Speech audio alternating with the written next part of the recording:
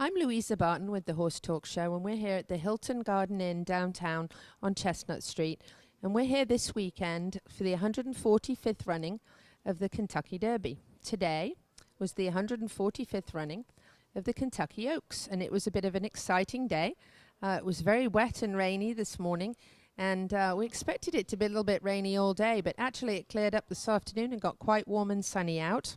Co-hosting with me, I have Lee Emerson McCathan. She's my co-host and also our fashion contributor, especially for the races. You can probably tell just seeing her all dressed up for the Oaks today. Lee, looking good. That we've had a wonderful day out today, but a bit of a surprise in the Oaks today. Serengeti Express was not on my radar. How about you? No, not mine either. Actually, yeah, it was a nice surprise though. It was good. So my top three were not their top three.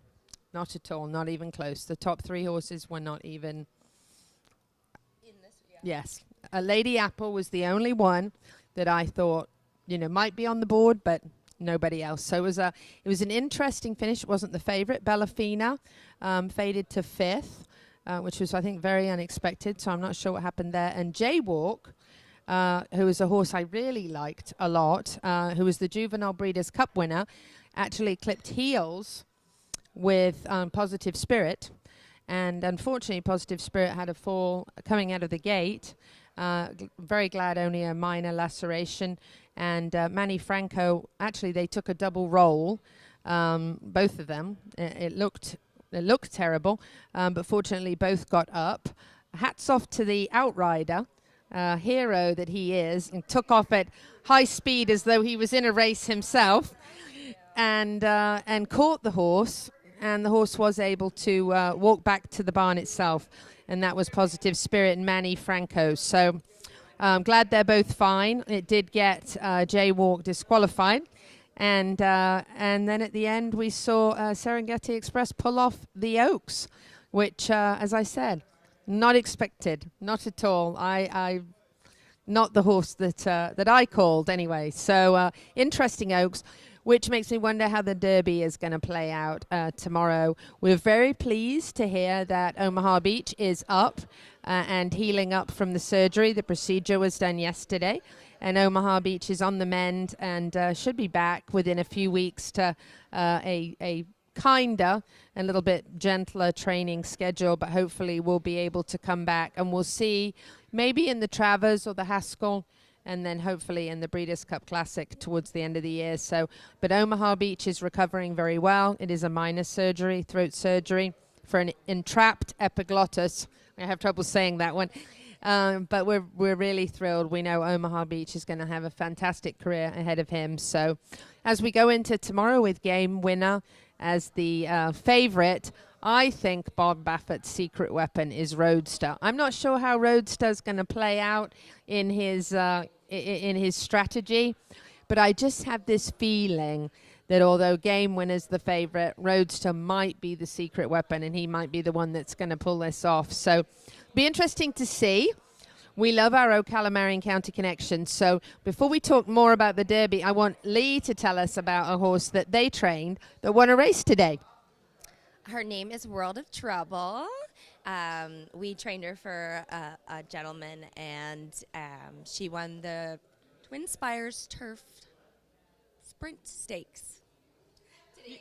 And it was nice because Lee said, I recognize the name of that horse. And then she goes, oh, that's because we trained it. Yeah. She's a really nice filly, and we're just really happy for the owners, the breeders, and the owners now. So he sold her. So she's Michael Dubbs and a partners and everything. So they did a super job today. Congratulations. It was awesome. So let's talk a little bit about the Ocala connections tomorrow that we still have in the race. Omaha Beach, of course, was one of the connections that was the horse that was scratched. Game Winner and Maximum Security, both trained by Jeff and Carolyn Kirk, which is very nice. Great connection. Win, win, win, of course. The Florida bred Live Oak Stud. Very excited. Michael Trombetta is training that horse and actually bred in Florida. So we're definitely rooting for that one. And on that note, we actually interviewed 2 mares today. And I don't mean 2 female horses. I know the way I pronounce that's a little confusing sometimes. 2 mayors, because I don't roll my R's. We actually got to interview the mayor of Louisville and also the mayor of Ocala. Every year for, I think, about 6 years, they have had a bet, a good gentleman's bet, over the best possible bottle of bourbon that you can find in Kentucky. And it's a win-win thing. Well, it's a win-win-win thing in this case, but it's a win-win thing. It has to be a win. It can't be one comes second and one comes third, so the one that's second wins. Has to be a win, has to be first place. And the mayor of Louisville likes, of course, to bet on a Kentucky horse.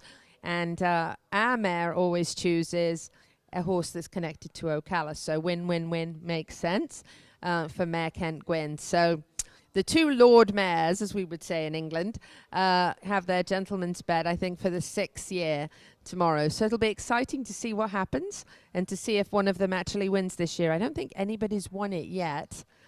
No, not in their choices so far. So we'll see what happens with that tomorrow. But very exciting to see. And Bellafina, actually, the favorite today, who ran 5th, was actually trained in Ocala too with Kieran Dunn of Wavertree Stables. So Mark Cassie, who trains War of Will in the Derby tomorrow, is an Ocala native who grew up there and has his farm and training centre there. And War of Will actually did train there. Vekoma was actually trained by Stephen Venosa in SGV Thoroughbred. So yet another connection in this very exciting race. Not sure how it's going to play out. Roadster, that I mentioned earlier, was trained by Niall Brennan Stables, also in Ocala. So we have lots of connections. We'd love to see one of them win. And, of course, we'll definitely be rooting for our Florida bred, Mrs. Weber's Live Oak Stud. Win, win, win. So we're going to switch it up just to a minute here for some Derby fashion. We kind of recap today, but now we need to tell you what to wear tomorrow. So I saw some interesting things today, but I'll get to those in a minute. First of all, Lee, what is the proper attire? I see a lot of red and black in the Derby, or Derby as we would say in England. Is that the proper colours to wear? You can wear whatever color you wish. They choose red because of the roses, obviously, and black matches everything and is really just fits every situation. So really you can wear whatever you like, whatever color. If you're going to go upstairs in the clubhouse at all, you should have proper attire, which is obviously for a lady a dress. You can wear a hat or a fascinator. And I always wear big shoes, but you can see I have big rain boots on right now. And for gentlemen, a nice, well, obviously a nice dress shirt, nice pants, and a coat. You don't have to wear a tie, but the new thing is to wear bow ties. So bow ties are in. What are you wearing? What color are you wearing? I'm wearing red. I think I do red every year. But I have to say, I love the guys in the Dickie bow ties. I think they look adorable. And the gentleman that stopped and talked to me when we were leaving had that tweed jacket. He wanted a photo. I loved his tweed jacket. It looked absolutely phenomenal. It felt great in the cuddle picture. And I got to say, I love that tweed-looking jacket and bow tie. But I don't think that you can beat Ascot with the top hat and tails. Oh, I absolutely love that look on men. So I think that's a phenomenal choice. You can wear top hat and tails and come and find me tomorrow. I would absolutely love to see that. I think Ascot's top of my bucket list.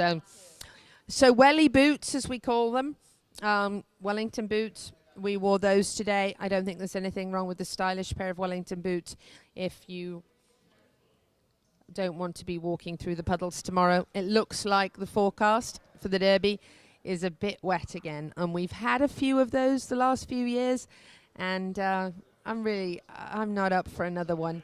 And it changes up a number of things: your hair, your style, And it also changes who might win. So it could be very interesting tomorrow if it storms the way it's predicted to. But let's hope that, as normal, the weatherman is wrong. Because that happens often. I saw something today, Lee. It's my last question. So I saw people wearing like a bright pink dress with like a blue hat. And there was no pink in the hat and there was no blue in the dress. Is that okay? It looked a little different to me and I haven't ever seen it before.